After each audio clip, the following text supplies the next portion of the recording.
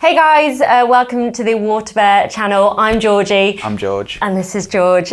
We both got a fair amount of experience in radio, and there's some really simple things that you as bands could be doing to make your chances of being played on radio so much easier, because so much comes through that just passes by us or is annoying sometimes. Yeah, massively. So it's really simple things that you can do to make our lives easier and get your band played on the radio, okay?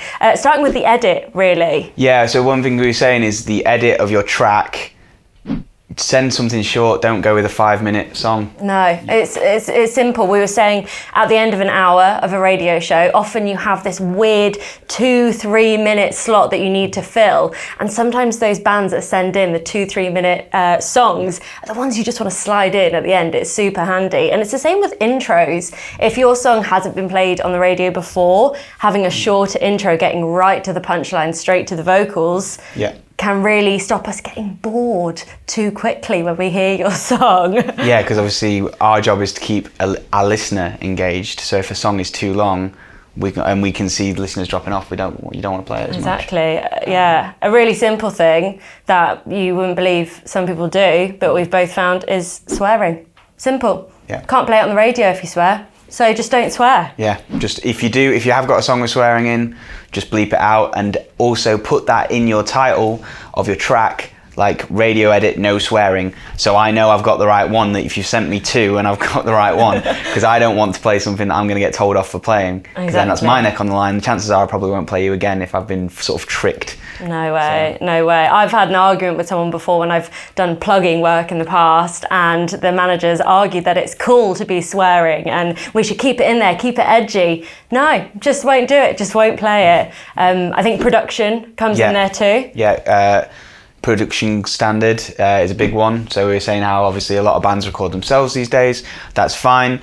More than ever, that's no excuse. If you're a DIY band and that's kind of your image and what you're going for, there's still no excuse for it to sound like bin, in my opinion. No, not at all. And you've got to make sure your production standard is up there to get on the radio, because there is a lot of bands trying to get on the radio. So production standard, another really quick, easy win. Yeah, definitely. And you've got to think as well, one sort of other area is the station that you want to send it to. Often you can get, as a radio station, you get songs sent to you that have no relevance to you as a station and you would never play. Yeah. So if you then say that comes from a plugger or someone, you then will ignore them going forward, because you think, you don't even know what I play, you don't even care what I play, you haven't done your research. So doing your research.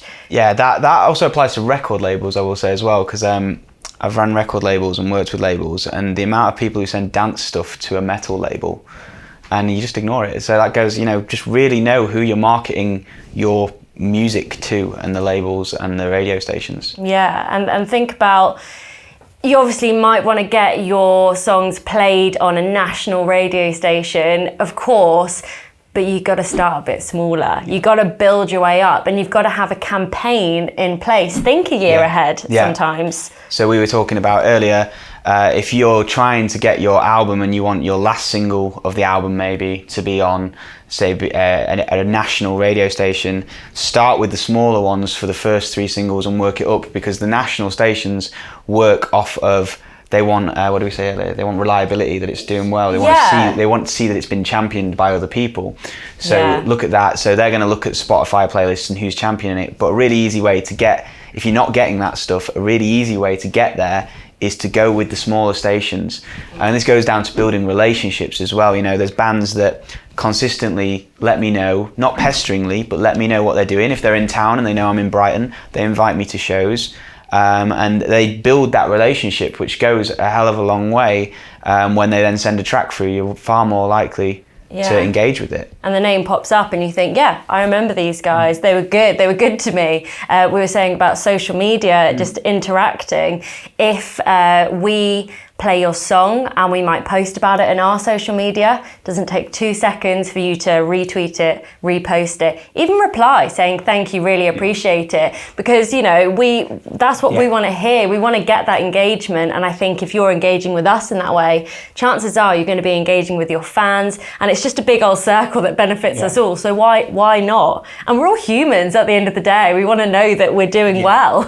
Support those relationships and help them grow, and help the DJs grow, because obviously if you make a relationship with a DJ, like maybe on a small station, if they move up to bigger stations, they're more likely to play you. You've got to build those as you go, I think. So it's really important. Yeah, and I guess there is a fine line between sort of doing that, but you've got to be professional as well. You want us to come across as maybe like your mate, but we need that professional relationship. So if you are going to email, put our name in the title of the email.